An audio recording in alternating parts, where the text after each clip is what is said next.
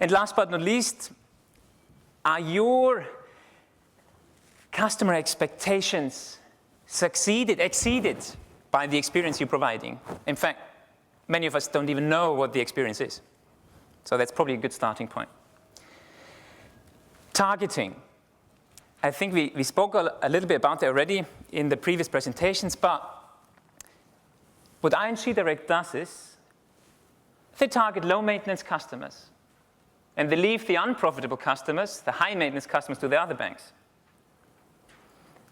So if you want face-to-face interaction, sorry, not here. They sell 2 products, checking accounts and savings accounts. No life insurance, no stocks. They have no complex financial products. And they're very good at telling customers who don't match their business model to kindly leave. They do that with 10,000 customers every year. You should not bank with us.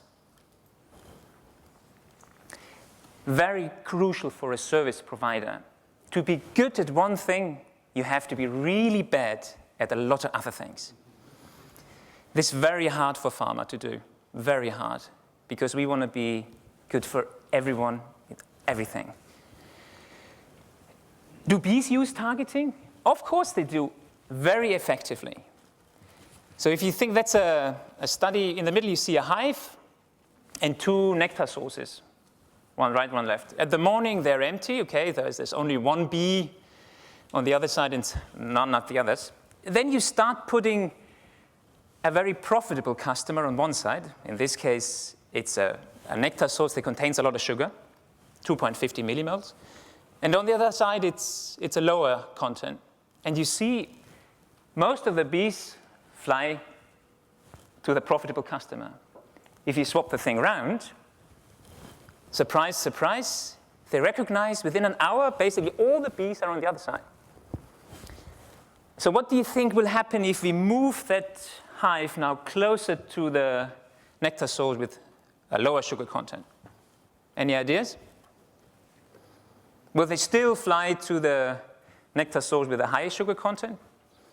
What will they do? Exactly. They evaluate how much energy does it cost me to fly to the nectar source. So the take-home message for us is here, it's not always the richest customers that are the most profitable one. It's the customers where you can provide the most value at the lowest cost. Bees have figured that out quite well in 220 million years.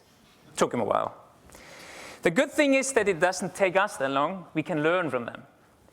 So if you think about targeting, it's important that you know who are your good customers. But much more importantly, who are your bad customers, and are you actively asking them to leave? Or are you still visiting them? Systems and support. So Jolien has spoken quite a lot about that from a technology end. So systems and support, they influence the customer experience, the processes you put in place, how flawless they work. Think of the experience when it takes only 5 minutes to open up an account. That's driving customer experience. Let's look at this airline, Southwest Airlines, very interesting business case. They started in Texas, founded by 2 gentlemen who were very interesting. If you have a chance to look at YouTube and look at some of the videos and their comments and the obstacles they met. So we're talking about airlines, right? They have 30 consecutive years of profit. 30 consecutive years in an airline industry that is basically having change that is probably more than in pharma.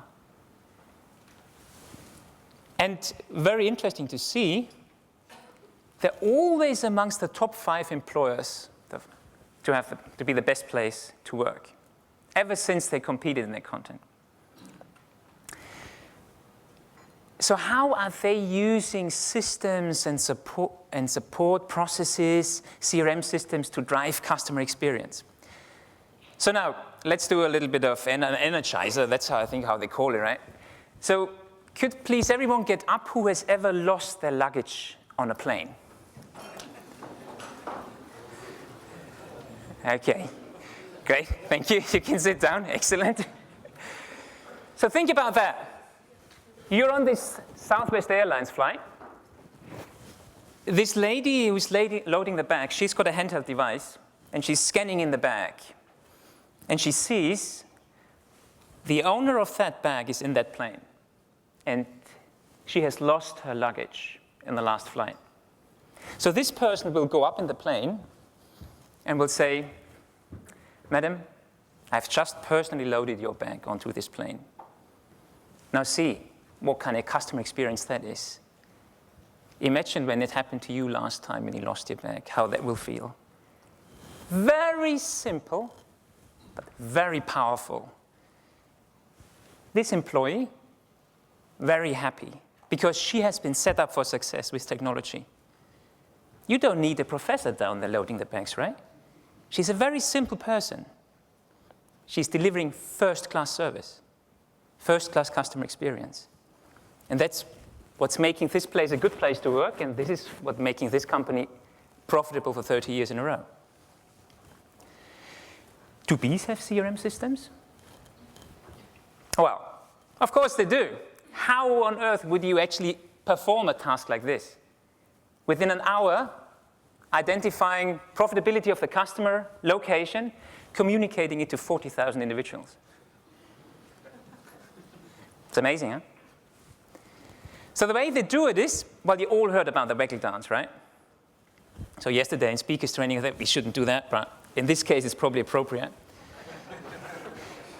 So basically what bees do is, when they come back to the hive, they give the nectar they've collected to another bee who will store it away, which will store it away and make it into honey.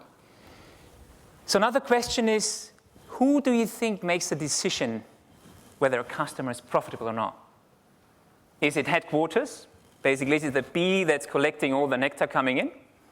Or is it the bee that's visiting the flower? What do you think? The wisdom of the bees. So you think, is it in headquarters or is it at the flower level? Everyone. Okay. You guys, you think it's the same? No, visiting the flower. Visiting the flower, yes. And that's exactly what it is. So every bee, in their case, of course, it's in their DNA. They have basically what we call a common set of shared values. They say, from a certain level onwards, a flower is profitable. And they will come back, and in the hive, it's a little bit like at the airport. So you could think the bees who are currently not collecting, they're waiting there with all the other bees coming in. And these bees will share the information, what they found. Location, profitability, and they'll basically see up on a billboard, all right, profitable customer, 300 meters towards south. Profitability, duck, duck, duck. But the decision whether a customer is profitable or not is made at a customer level. So bees that come back, they have the opportunity to directly share their enthusiasm about the opportunity with their colleagues when they come back. So now think about the CRM systems you have in place in your company, how they work. And when you think about what was the first thing we heard from my Pfizer colleague about customer centricity, it's what we call bottom-up decision-making. So this is an example how effective bees are in making decisions. You can see here at the bottom, there's a couple of hives, and one hive decides to generate a swarm. So part of the colony leaves. So think about 20,000 bees leaving at the same time, together, and they form a swarm. There is no computerized CRM system, right? In fact, there is even no hierarchy.